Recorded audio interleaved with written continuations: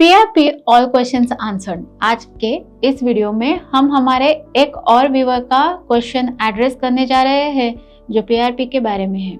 हमारे व्यूअर जिनका नाम है श्वेता जी ने पूछा कि क्या पीआरपी से कैंसर हो सकता है, पीआरपी के कितने सेशंस लेने चाहिए हेयर फॉल को रिड्यूस करने के लिए, और उनका कहना यह भी है कि हेयर फॉल सेशंस के बाद हेयर फॉल डबल हो गया है तो उन्हें क्या करना चाहिए। हमारे एक और व्यूअर ने पूछा कि क्या पीआरपी प्रेगनेंसी के दौरान करवा सकते हैं।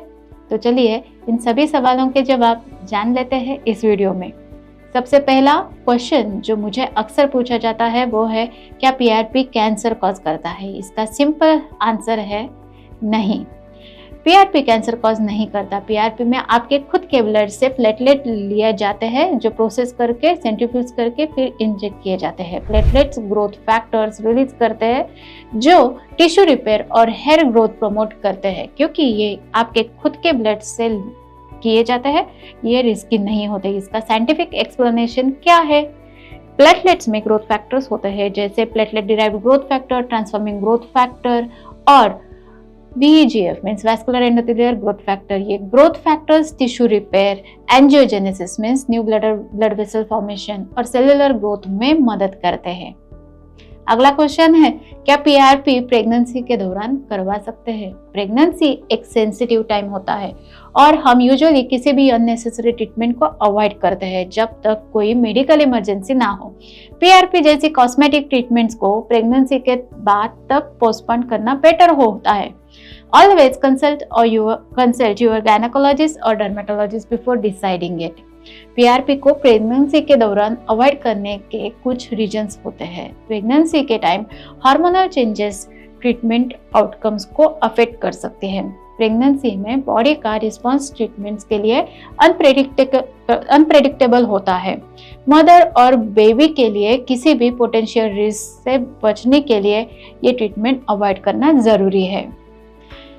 तीसरा, पीआरपी से हेयर फॉल रिड्यूस करने के लिए कितने सेशंस की जरूरत होती है।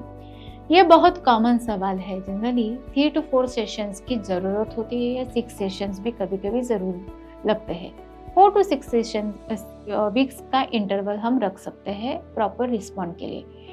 आपके डर्मेटोलॉजिस्ट आपके हेयर फॉल की सिवियरिटी के हिसाब से ये प्लान करेंगे। Maintenance phase her 3 to 6 months के गैप से एक सेशन के हिसाब से हम कर सकते हैं डिपेंडिंग ऑन अंडरलाइंग सिवियरिटी।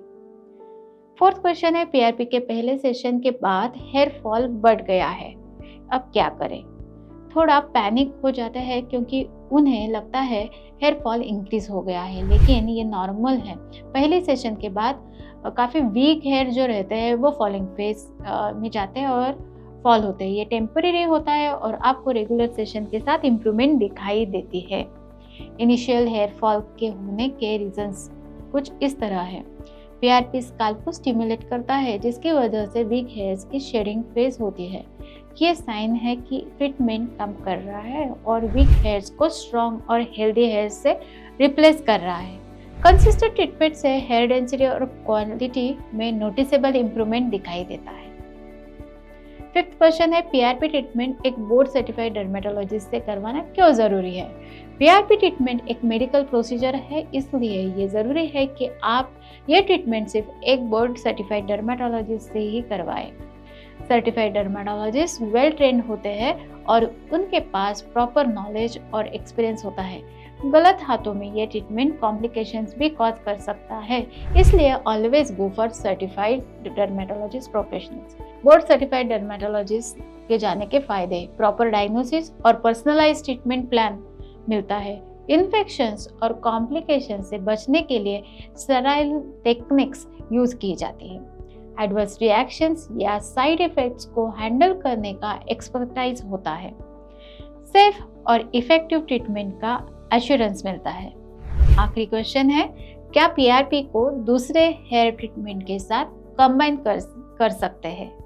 बिल्कुल, पीआरपी को दूसरे ट्रीटमेंट के साथ जैसे कि मिनॉक्सिडिल, फिनास्ट्राइड या हेयर ट्रांसप्लांट जैसे ट्रीटमेंट के साथ कंबाइन कर सकते हैं। कॉम्बिनेशन थेरेपी ऑफन ज़्यादा इफेक्टिव होती है क्योंकि डिफरेंट ट्रीटमेंट्स अलग अलग तरीके से काम करती है। हेयर ग्रोथ मल्टीपल लेवल पे इम्प्रूव करने के लिए हेल्प करती है। चलिए देखते हैं कुछ combination therapy benefits. Minoxidil combined with PRP.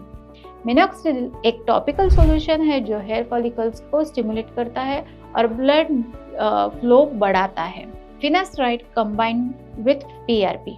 Finasteride एक ओरल मेडिकेशन है जो डायहाइड्रोटेस्टोस्टेरोन लेवल्स को रिड्यूस करता है, डीएचटी लेवल्स को रिड्यूस करता है, जो हेयर थिनिंग के कॉज रहता है। Hair transplantation with PRP. Hair transplantation एक सर्जिकल प्रोसीजर है जो हेयर फॉलिकल्स थिन एरिया में नॉर्मल हेयर रूट्स को रिलोकेट किया जाता है, जिससे जब पीआरपी को हम इसमें कंबाइन करता है तो हेयर रूट्स को एक्स्ट्रा नरिशमेंट और ब्लड सप्लाई मिलता है और ये हेयर ग्रोथ सर्वाइविंग रेट बढ़ाता है। तो दोस्तों, ये थे हमारे व्यूवर्स के कुछ क्वेश्चंस और उनके आंसर्स रिगार्डिंग पीआरपी थेरेपी। अगर आपके मन में पीआरपी को लेकर और कोई सवाल है तो feel free to ask us in comment section. Thank you for watching. अगले वीडियो को मिस मत कीजिएगा। जल्दी मिलते हैं। Until then, take care of your hair and skin. Bye bye.